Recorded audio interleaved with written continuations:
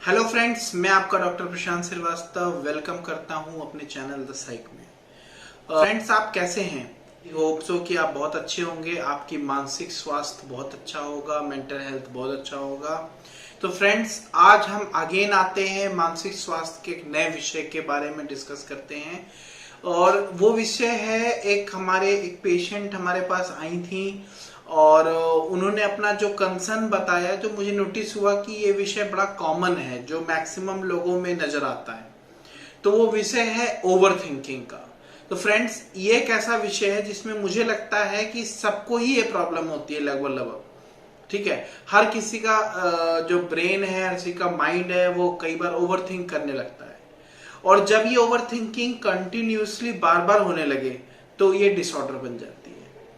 तो उनके साथ बेसिकली क्या प्रॉब्लम थी फ्रेंड्स? उनके साथ ये प्रॉब्लम थी, वो कहती थी मेरा दिमाग चलता रहता है। मतलब मैं जाग रही हूं, मैं सो रही हूं, मैं कुछ कर रही हूं, तब भी मेरे दिमाग में कुछ ना कुछ विचार चलते रहते हैं। ठीक है, जिसको वो बोलती थी मेरा दिमाग चल रहा है, चलता जा रहा है। ठीक है, तो उसको उन्होंने एक ये वर्ड बोला कि उन्हें दिमाग में बहुत ज्यादा टेंशन रहता है, घबराहट हो जाती है। तो इस पॉइंट को मतलब बेसिकली जो है एक साइकेट्री में या क्लिनिकल एरिया में बोला जाता है ओवर थिंकिंग करना। ठीक है, कई हद तक कई बार ये जैसे मैंने पहले भी वीडियो बनाई है, स्ट्रेस की वजह से, एंजाइटी की वजह से, ठीक है, ये ओवर थिंकिंग की समस्या सामने आती है। तो फ्रेंड्स, बेसिकली क्या होता था उस पर्सन के साथ, उस मैडम के साथ?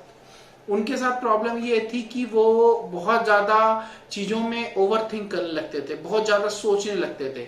ठीक है, चाहे कि वो पॉजिटिव हो चाहे वो निगेटिव हो। कई बार ऐसा भी होता था कि वो ऐसी भी चीजों के लिए निगेटिव सोच लेते थे जो कि हुई नहीं है, या ऐसा कोई पॉसिबिलिटी नहीं है। लाइक मान लो कि उनको लगता था कि पता चला मैं कोई एग्जाम दूंगी तो मैं पास कर पाऊंगी कि नहीं कर पाऊंगी, मैं फेल हो जाऊंगी तो मेरा क्या होगा, मेरी शादी नहीं होगी। ठीक है, जो मेरे क्या नाम है आस पड़ोस वाले लोग हैं वो क्या सोचने लगेंगे।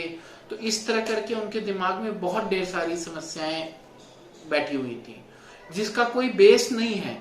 बेसिकली क्या है कि ओवर थिंकिंग यही होता है कि इंसान जो होता है ना, चीजों के बारे में बहुत ज्यादा सोचने लगता है, बहुत ज्यादा उसके बारे में कंसर्न्ड हो जाता है।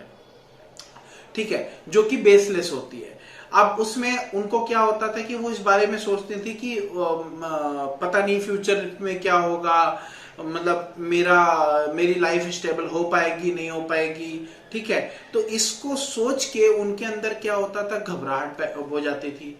उनके अंदर फिजिकल सिम्टम्स लाइक पैल्पिटेशन होने लगते थे, उनको पसीना आने लगता था। ठीक है, कई बार ट्रेमर्स भी होने लगते थे। ठीक, उनका लगता था कि उनके शरीर में खिंचाव सा आ रहा है। कई बार बोलते थे, मैक्सिमम पेशेंट बोलते हैं मेरा सर में दर्द होता रहता है, पीछे ऐसा लगता है कि खिंच रहा है, बॉडी एक होना शुरू हो जाता है, जिसको हम सोमैटिक कंप्लेंट्स बोलते हैं।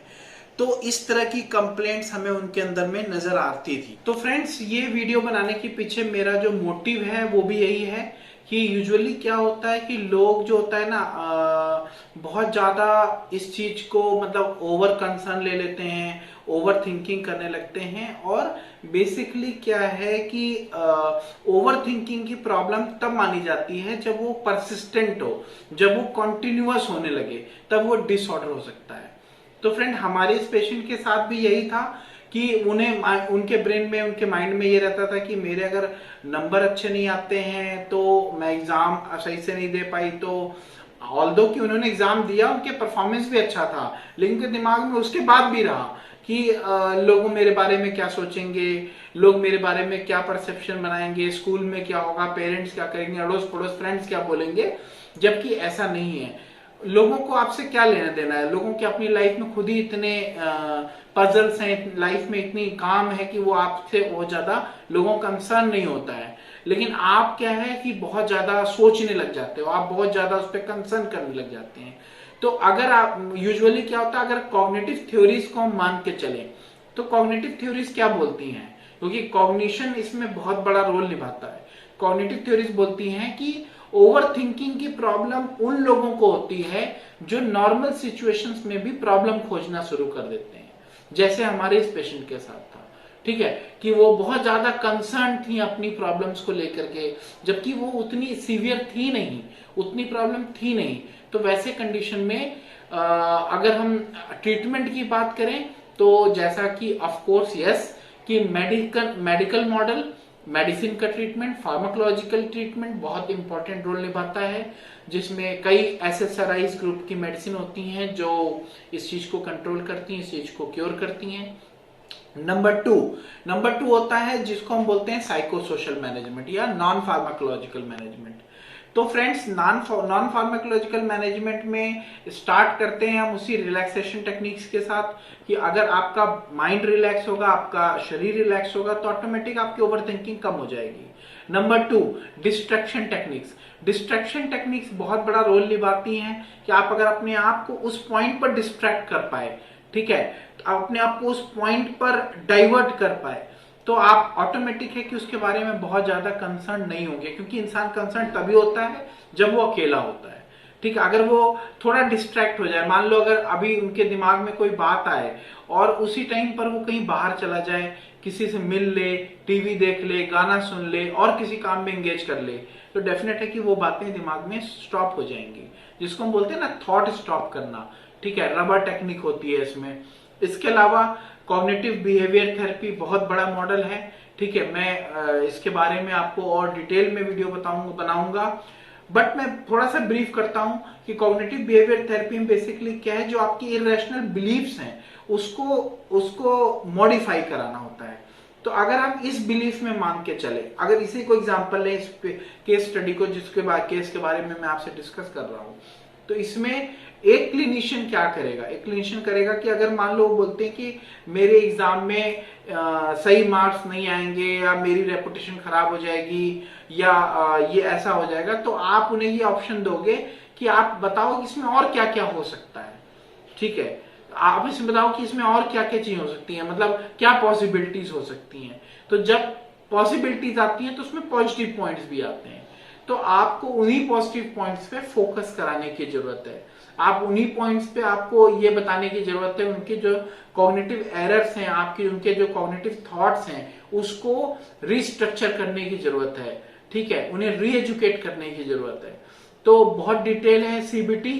तो बेसिकली अगर हम इन चीजों के ऊपर फोकस करते हैं तो हम ओवर थिंकिंग से किसी को बचा सकते हैं, अपने आप को बचा सकते हैं। तो आशा करता हूं फ्रेंड्स कि ओवर थिंकिंग के बारे में जो मैंने ब्रीफ में एक वीडियो बनाई उससे आपको एक अच्छा आइडिया मिलेगा, और इससे रिलेटेड मैं ना एक जनरलाइज एंजाइटी डिसऑर्डर के ऊपर भी वीडियो बनाऊंगा, मैं आपसे प्रॉमिस करता हूं। और बट मैं आपसे अगेन रिक्वेस्ट करता हूं कि मेरी वीडियो को ज्यादा से ज्यादा लाइक, शेयर, सब्सक्राइब करना ना भूलें, लोगों तक पहुंचाएं, क्योंकि मेंटल हेल्थ एक ऐसी समस्या है जिसमें एक उंगली नहीं काम कर सकती है, एक पूरी हमारा जो मुट्ठी होती है वो काम करती है। मतलब अगर सब मिलते हैं तभी हम इसको हरा सकते हैं, मेंटल इलनेस को। जो मेंटल इलनेस को लेके स्टिग्मा है, इसको हम रिड्यूस कर सकते हैं। तो फ्रेंड्स, इसी आशा के साथ अगली वीडियो में आपसे मिलते हैं। जय हिंद, जय भारत, थैंक यू।